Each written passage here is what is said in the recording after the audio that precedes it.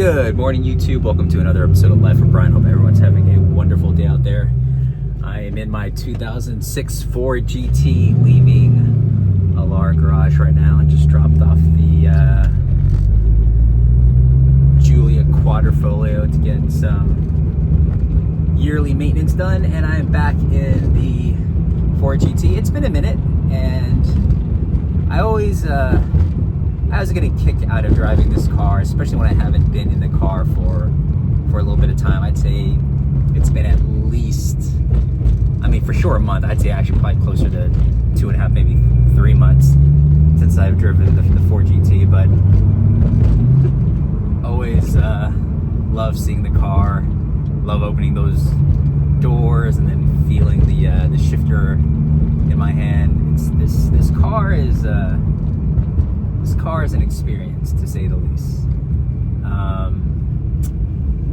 I am gradually, feeling more confident in driving the car than in past years. I think I kind of always mention that in all my videos, that this car is a little intimidating to drive because of the, obviously the power, the lack of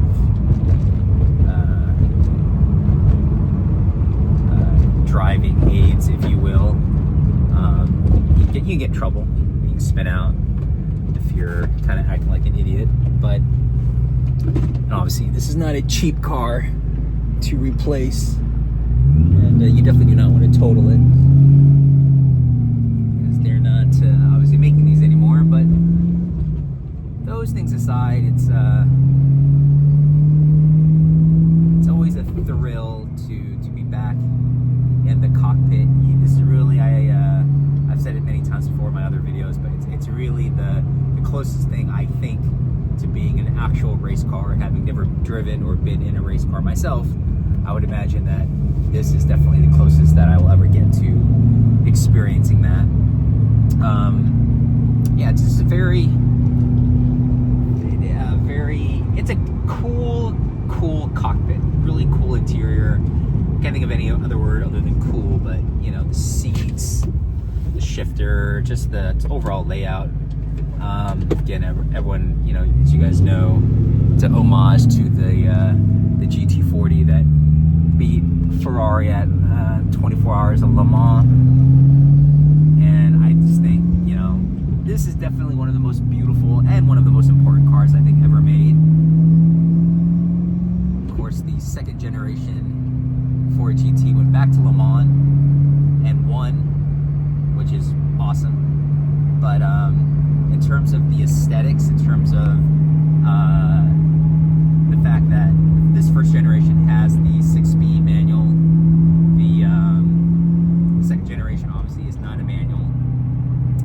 That was a big no-no for me, and quite honestly, the overall looks. This is obviously it's an homage, it's a modern reinterpretation of the GT40, whereas the second generation Ford GT is you can see slight hints of the original car here and there, and even of this car as well. But it's definitely it's beautiful. Don't get me wrong. It's just I like the fact that this car very closely resembles the original GT40, and I've never sat in the second generation Ford GT, but from what I understand, it's pretty cramped in there, and it's so cramped, in fact, that you're basically shoulder to shoulder with your passenger, whereas in the first generation, you have a good amount of space.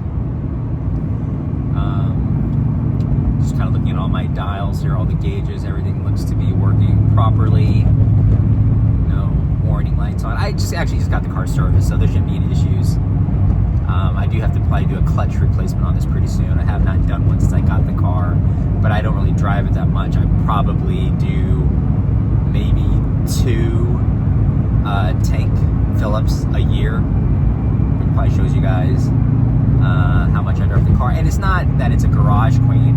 It's just I have a lot of cars, and I have kids, and this car is not very practical, especially for kids, or even running errands, and even really commute. Plus, again, the price of the car, I am a little bit, to be completely honest with you guys,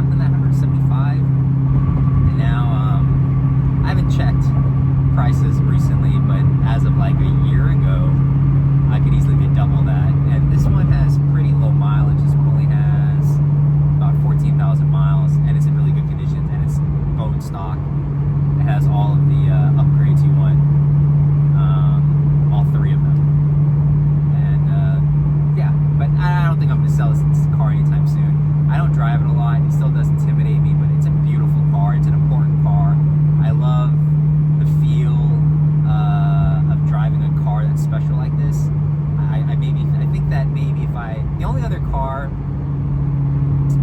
not that it's attainable, but the only other like unicorn car that I would love to be able to drive is obviously the McLaren F1, right? There's a lot of other cars out there that are beautiful, supercars, hypercars. You know, the Miura, the original Mercedes Gullwing, the Carrera GT, all, you know, the F40, all of these, you know, just Mount Rushmore of cars.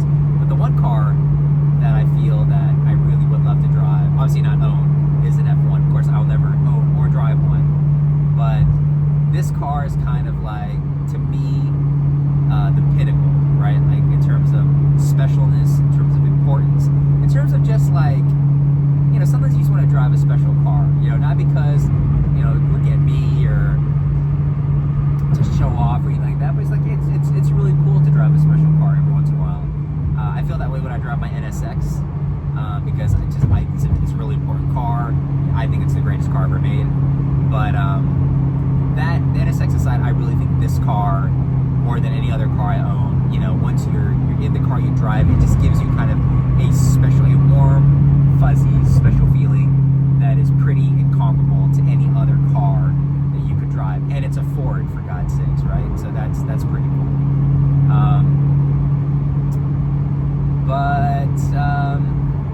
Yeah, so I don't really do a lot of content on this car, because again, I don't drive it that much, but it's always a blast to kind of just take it on the road and have a quick spin. I'm actually heading to the office, debating whether or not I'm going to actually take this car home. I'll probably just leave it at work and then take it back to the garage in a day or so, but you know, this is pretty much the use I get out of it, as sad as it may be. But hey, you know what? At least I drive my car. I may not drive to the extent that Doug DeMuro drives his car, but I still drive my Ford GT, and I love every second of it. So, hope you guys like the video. Give it a thumbs up, comment below, like, subscribe. Please support the channel. Hope to catch you guys in the next video. Take care. Bye-bye.